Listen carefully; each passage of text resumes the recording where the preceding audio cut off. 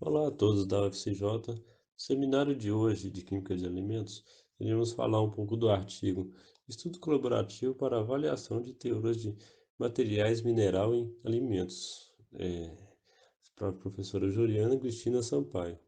E os alunos envolvidos são Aleph Pereira Machado, Isadora de Melo Lanzagotti, Larissa Gabriela Abijalt. Introdução. O material mineral é constituído pelos resíduos inorgânicos, obtido após a queima do material orgânico, no qual é convertido em CO2, H2O e NO2, e eliminado em conjunto com as substâncias voláteis decompostas pelo calor. Esse método é basicamente aquecer o a matéria o material orgânico em alta temperatura em um período de tempo de 500 a 600 graus Celsius, por tempo de aproximadamente de 2 a 3 horas. A matéria seca total do alimento é formada por uma fração orgânica e inorgânica. Já matéria mineral é formada apenas pelo composto inorgânico. Acabou tornando necessário a avaliação dos procedimentos laboratoriais e das estimativas de matérias mineral, e também buscando identificar métodos mais adequados e padronizados com os procedimentos laboratoriais de análise de alimentos no país. E num breve vídeo a seguir, para exemplificar esse método de incineração de alimentos buscando a quantidade de minerais, o Instituto de Núcleo de Apoio Pedagógico e Educação à Distância da Universidade Federal do Rio Grande do Sul, de autoria da professora Florença Clareza, explicará melhor para vocês.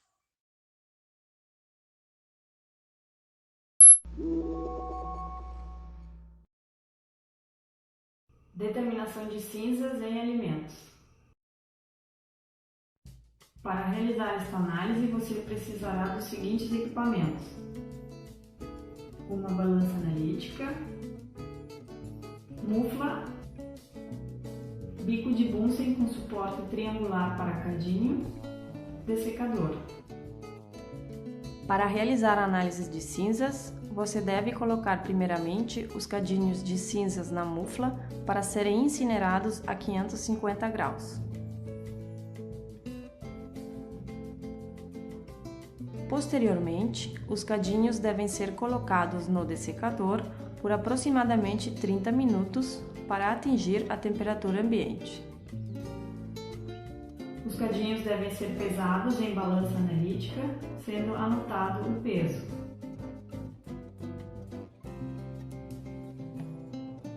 Coloca-se a amostra no cadinho, anotando-se o peso da amostra. Antes de colocar a amostra na mufla, deve ser realizada a incineração em bico de Bunsen. O objetivo da incineração no bico de Bunsen é a queima da maior parte da matéria orgânica contida na amostra. Ao iniciar a incineração, sairá bastante fumaça da amostra. Deve-se proceder à incineração até obter uma massa de carvão. Tenha cuidado para que a amostra não pegue fogo.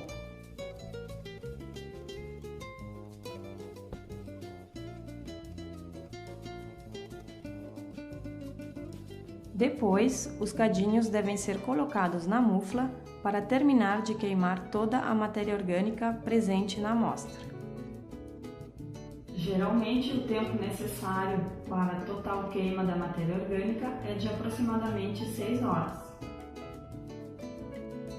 Após desligar a mufla, deve-se esperar que a temperatura chegue a aproximadamente 150 graus. Posteriormente, os cadinhos devem ser colocados no dessecador por aproximadamente 30 minutos. Deve-se ter cuidado para evitar perda de amostra nesta etapa. E então, é realizada a pesagem e anota-se o peso obtido. Após a incineração na mufla, restará no cadinho apenas a matéria inorgânica, ou seja, as cinzas. Desta forma, tendo o peso das cinzas e o peso da amostra, é possível calcular a porcentagem de cinzas na amostra. O peso das cinzas será o peso final obtido menos o peso do cadinho vazio.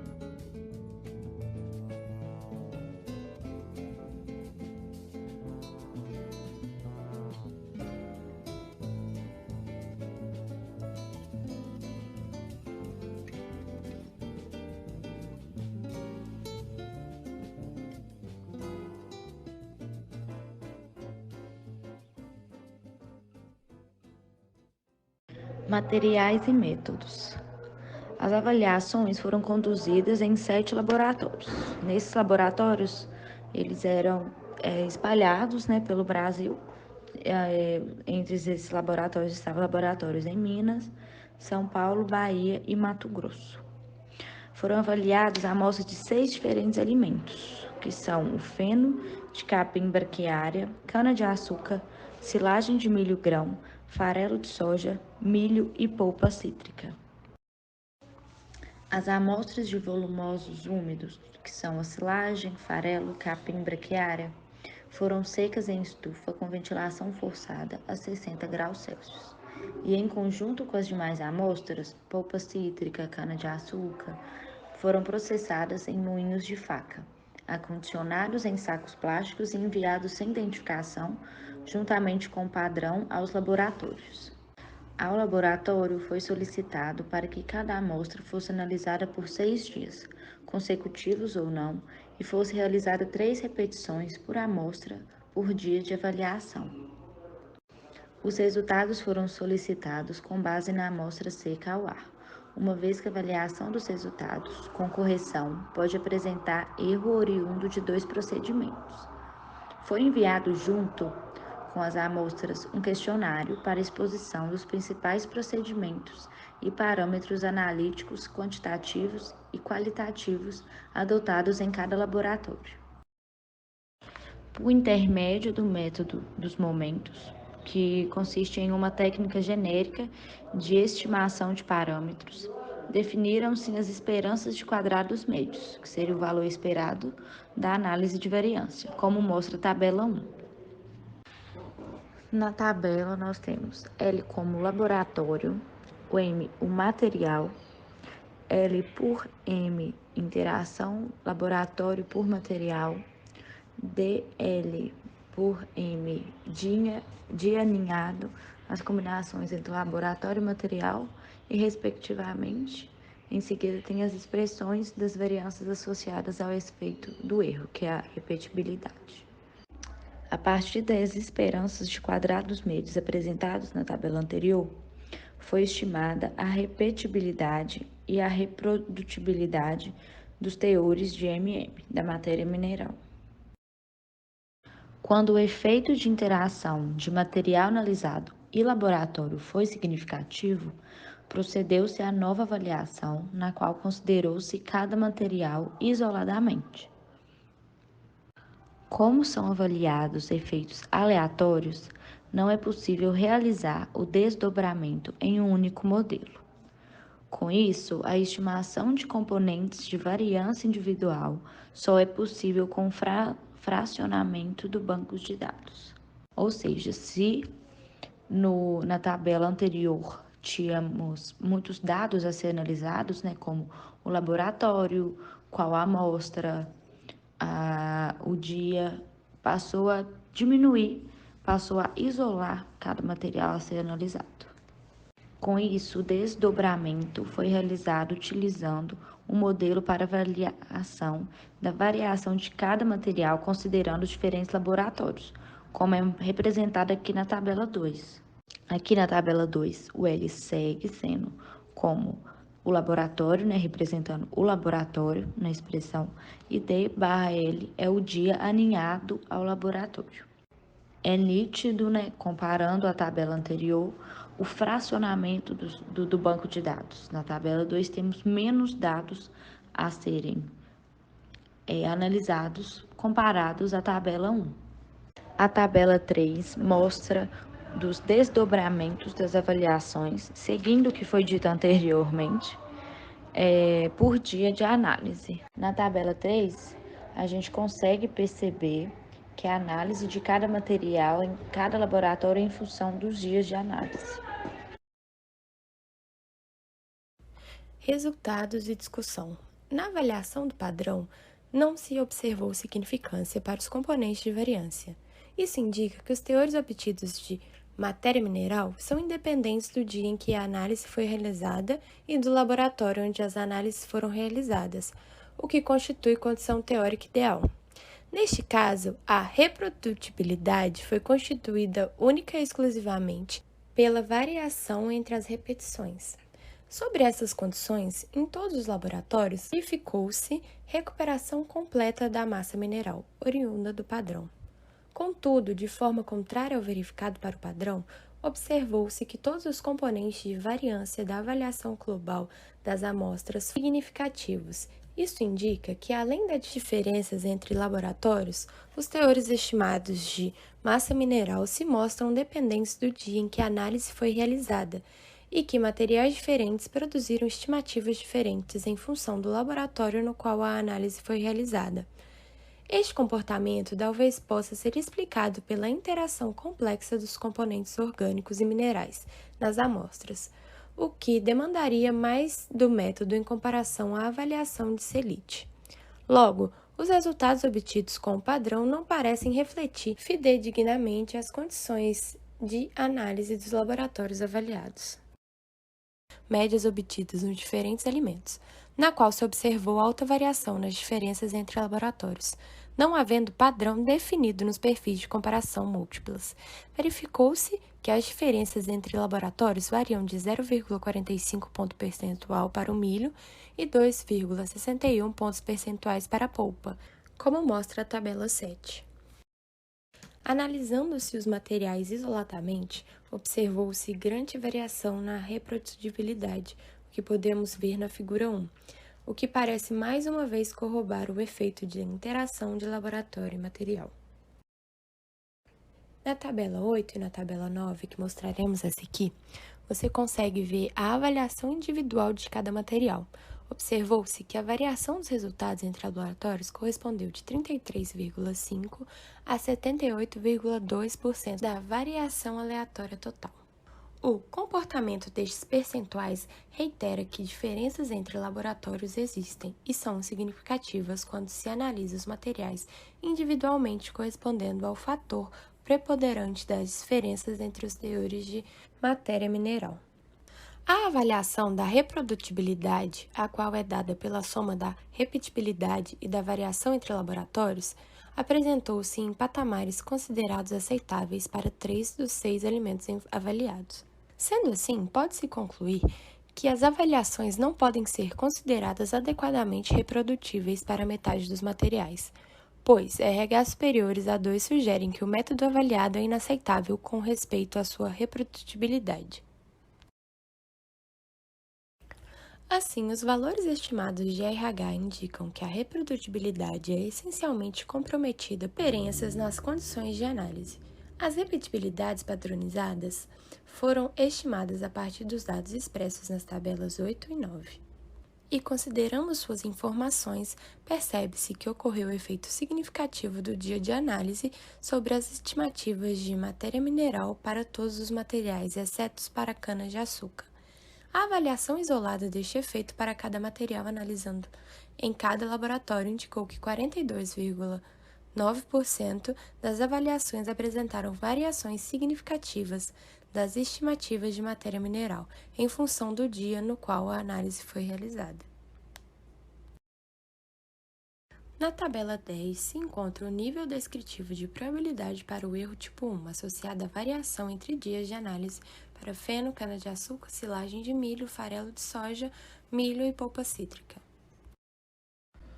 Na figura 2, a gente tem a avaliação individual da variação intralaboratorial, a qual constitui o fator determinante da repetibilidade, que indica que para alguns materiais a variação entre dias de análise pode representar de 0 a 98% da variação aleatória dos resultados.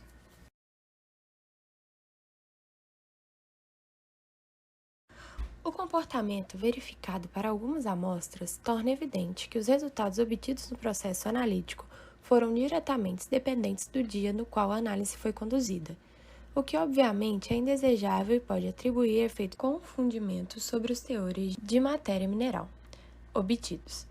Desta forma, foi evidenciado que problemas atribuídos à falta de padronização dos procedimentos laboratoriais podem ser significativos sobre a precisão das estimativas. As massas das amostras utilizadas nas avaliações variam de 1 a 5 gramas, como vimos na tabela 11.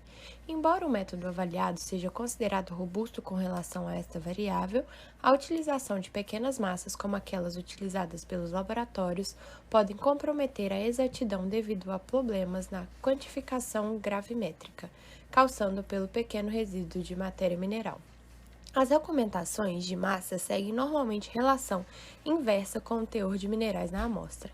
Contudo, para a maioria dos materiais, massas próximas a 2 gramas proporcionam boa sensibilidade nas avaliações.